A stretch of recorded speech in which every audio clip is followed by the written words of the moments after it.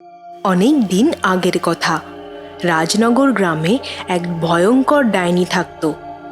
সব গ্রামবাসীরা তাকে ভীষণ ভয় করত। একদিন ওই ডাইনি গ্রামের দিকে শিকারের খোঁজে যাচ্ছিল। ঠিক সেই সময় সে রাস্তায় একটা স্মার্টফোন দেখতে পেল। সে ওই ফোনের কাছে গিয়ে সেটাকে তুলে নিল। আরে, এটা কি? এরকম অদ্ভুত জিনিস তো আমি আগে কখনো দেখিনি।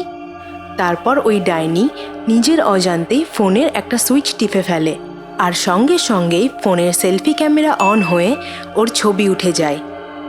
আরে, এ কি? এখানে যে আমার ছবি উঠে গেল! এ তো ভারী মজার জিনিস। আচ্ছা, লোকে তাহলে একেই স্মার্টফোন বলে।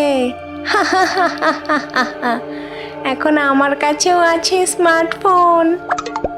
এক কাজ করি, আরও কিছু ছবি তুলে নিই।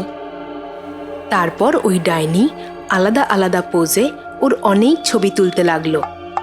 কি সুন্দর দেখতে আমায়! আরে, আমি তো অনেক ছবি তুলে নিয়েছি। এবার এসব নিয়ে কি করব? হ্যাঁ, শুনেছি এইসব ফটো লোকে ফেসবুক আর ইনস্টাগ্রামে দেয়। এখন থেকে আমিও আমার ফটো দেব। আমার ফটোতেও অনেক লাইক কমেন্ট পড়বে, আর আমার ফ্যান ফলোয়ার্সও বেড়ে যাবে। তখন চম্পা ডাইনিকেও লোকে সেলিব্রিটি বলবে। কিন্তু আমি তো জানিই না এসব কি করে করে। দাঁড়া, তাহলে এগুলো কারোর কাছ থেকে শিখতে হবে। এই বলে ওই ডাইনি গ্রামের দিকে রওনা দিল। কিন্তু ও রাস্তায় কাউকে দেখতে পেল না। আজকাল আর কাউকেই বাইরে দেখি না। সবাই ফেসবুক, টিকটক, ইনস্টাগ্রামে ব্যস্ত। আগে লোকে কত ভয় পেত আমাকে, আর এখন ভয় দেখানোর জন্য কাউকে পাওয়া যায় না। তখনই সে এক বুড়ো লোককে ওর দিকে আসতে দেখল। এই বুড়ো, শোন দেখি। ওরে বাবা রে, এই যে সেই ভয়ঙ্কর ডাইনি! আজ তো আমার কপালটাই খারাপ। শিগগিরই পালাও! ভয়ের চোটে ওই বুড়ো ওখান থেকে পালিয়ে গেল। ওরে বুড়ো, শোন! উফ, এ তো আমায় দেখেই পালিয়ে গেল। যদি এরকমই চলতে থাকে তাহলে তো আমি কাউকেই পাবো না শেখার জন্য। কিছু উপায় বার করতে হবে। পরের দিন রমেশ শহর থেকে নিজের কাজ শেষ করে বাড়ি ফিরছিল। সন্ধে নেমে এসেছিল। তখনই এক মহিলা তাকে পিছন থেকে ডাকে, এই যে একটু শুনবেন? আরে, এই রাতে এত মিষ্টি গলায় কে আমাকে ডাকছে? কোনো ডাইনি নয় তো? বলছি একটু শুনবেন, আমাকে একটু সাহায্য করুন না। এবার রমেশ পিছন ঘুরে তাকিয়ে অবাক হয়ে গেল। আরে বাহ, এত সুন্দরী মহিলা আমার কাছে সাহায্য চাইছে! আমি তো অন্য কিছু ভেবেছিলাম। এখন তো আমি একে খুব সহজেই পটিয়ে ফেলবো। হ্যাঁ হ্যাঁ, অবশ্যই। বলুন, আমি আপনাকে কিভাবে সাহায্য করতে পারি? আসলে আমি একটা ফেসবুক অ্যাকাউন্ট খুলতে চাই, কিন্তু জানি না কিভাবে সেটা করে। আপনি আমায় একটু দেখিয়ে দিন না। হ্যাঁ, আরে এ তো খুব সহজ ব্যাপার।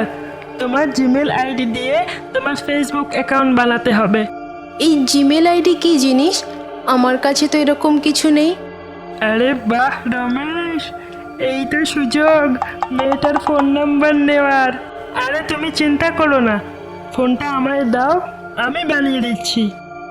তারপর ওই ডাইনি নিজের ফোন রমেশকে দিয়ে দেয়। আচ্ছা, তোমার নামটা বলো। আমার নাম চম্পা। champa@gmail.com। এই নাও, তোমার জিমেল আইডি হয়ে গেল। এবার এই জিমেল আইডি দিয়ে তোমার ফেসবুক অ্যাকাউন্ট খুলবো। তারপর রমেশ ওর ফেসবুক অ্যাকাউন্টও বানিয়ে দিল। মনে মনে ওই ডাইনি এত খুশি হলো যে আনন্দে আত্মহারা হয়ে সেই ছদ্মবেশ ছেড়ে নিজের আসল রূপে ফিরে এলো। আরে, এ তো ডাইনি! হে ভগবান, আমি কার পাল্লায় পড়লাম? ডাইনি, আমায় মেরো না! ভয় পাস না, তোর আমি কোনো ক্ষতি করব না। তুই যে আমায় সাহায্য করেছিস, তাই তোরও যদি কখনো আমায় দরকার হয় তাহলে আমায় ফোন করিস। আর যদি কখনো আমি ব্যস্ত থাকি তাহলে হোয়াটসঅ্যাপে একটা মেসেজ করে দিবি। এই বলে ডাইনি ওখান থেকে অদৃশ্য হয়ে গেল। আরে, এই ডাইনি তো খুব ভালো দেখছি, আমার কোনো ক্ষতি করলো না। আমি শুধুই ভয় পাচ্ছিলাম।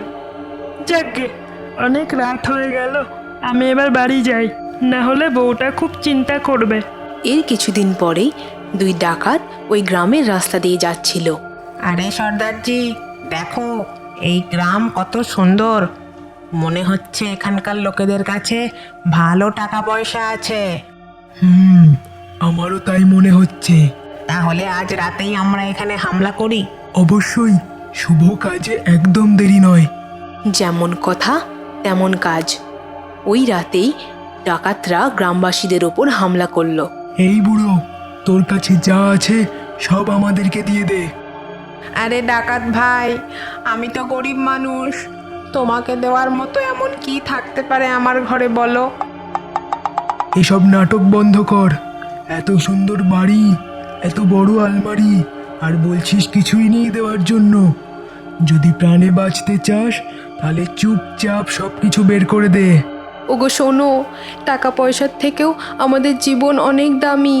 এরা যা চাইছে তুমি এদেরকে দিয়ে দাও। হা হা হা হা হা, এ বুড়ি তো ঠিকই বলছে। আর ভাবিস না, এত সময় নেই আমাদের কাছে। তারপর দুই ডাকাত ওই বাড়ি থেকে অনেক কিছু লুট করে অন্য বাড়ির দিকে এগোলো।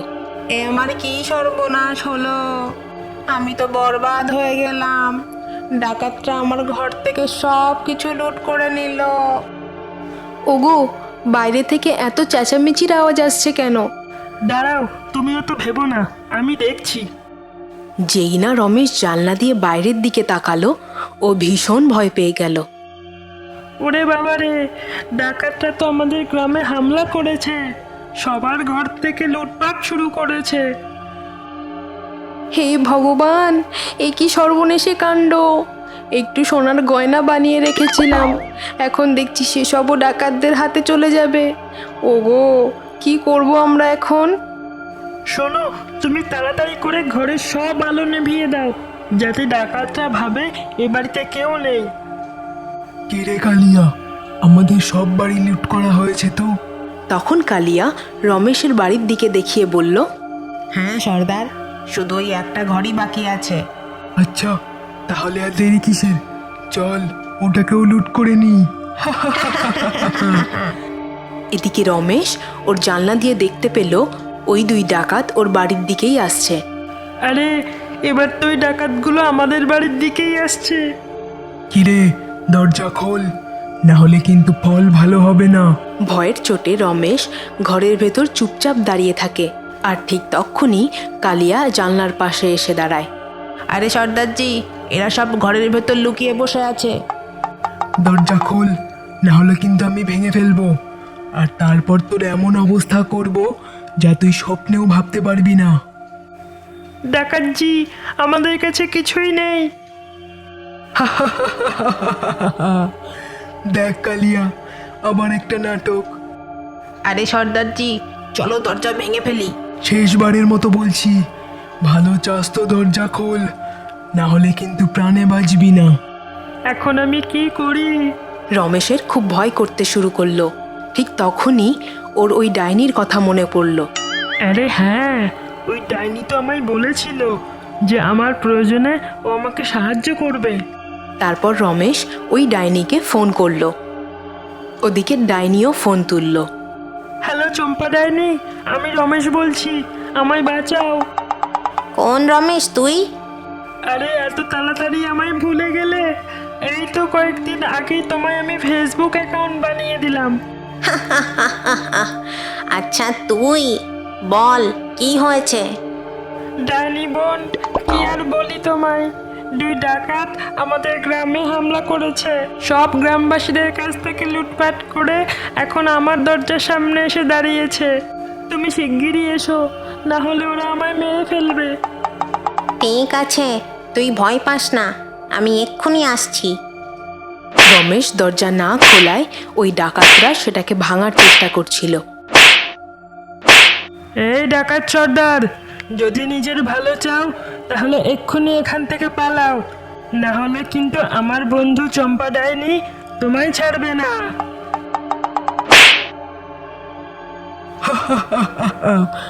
ডাইনি তোর বন্ধু? তুই আমাকে ভয় দেখাচ্ছিস ডাইনির ধমকি দিয়ে? আমাকে কি পাগল ভেবেছিস? আজ তোর নিস্তার নেই আমার হাত থেকে। বিশ্বাস হচ্ছে না তো? ঠিক আছে, আর কিছুক্ষণ অপেক্ষা করো, তারপর নিজেই বুঝতে পারবে। এর মধ্যেই চম্পা ডাইনি ওখানে পৌঁছে যায়। ডাইনিকে ওখানে সত্যি সত্যি দেখে ওই দুই ডাকাত অবাক হয়ে যায়। আরে সর্দারজি, এখানে তো সত্যি সত্যি ডাইনি চলে এসেছে। আমি পালাচ্ছি, তুমিও পালাও। আমার হাত থেকে পালিয়ে কোথায় যাবি রে?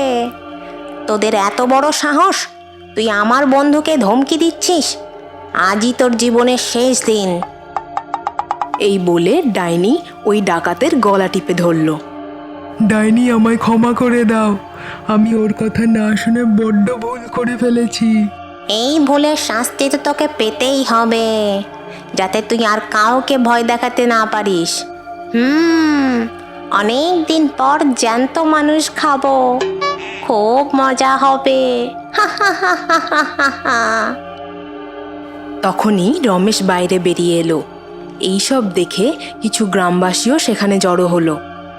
ডাইনি বোন, এখানে এসে আমার প্রাণ বাঁচানোর জন্য তোমায় অসংখ্য ধন্যবাদ। তুইও তো আমায় সাহায্য করেছিলি। এইবার এই শয়তানটাকে মেরে আমি তোর সেই ঋণ শোধ করব। না না ডাইনি বোন, তুমি যদি একে মেরে ফেলো তাহলে গ্রামবাসীরা তোমায় খারাপ ভাববে। এর থেকে ভালো তুমি একে আমাদের হাতে তুলে দাও।